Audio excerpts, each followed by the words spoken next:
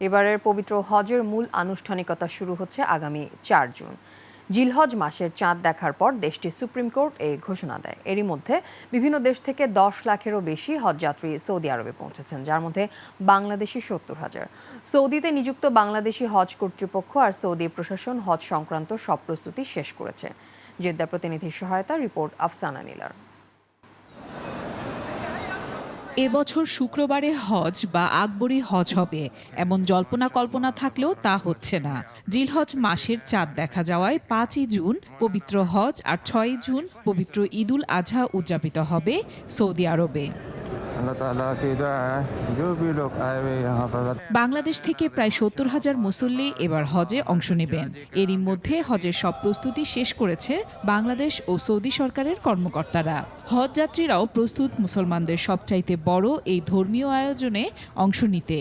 আলহামদুলিল্লাহ, বাংলাদেশ সরকারের পক্ষ থেকে যে ব্যবস্থাপনা রয়েছে সেই ব্যবস্থাপনা থেকে আমরা খুবই খুশি।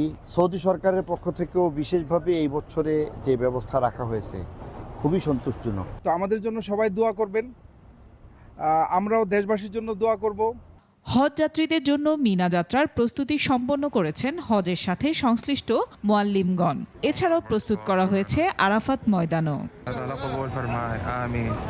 এদিকে বিভিন্ন অনিয়মের কারণে ২০টি ট্রাভেল এজেন্সিকে সতর্ক করেছে সৌদি ও বাংলাদেশ সরকার। এবারের হজ ব্যবস্থাপনা বিগত দিনের থেকে অনেক সুন্দর হজ ব্যবস্থাপনা হয়েছে।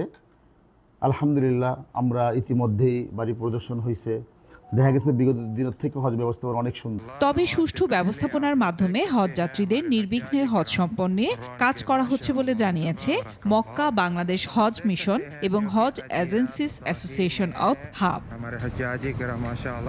ডেস্ক রিপোর্ট, ২১শে টেলিভিশন।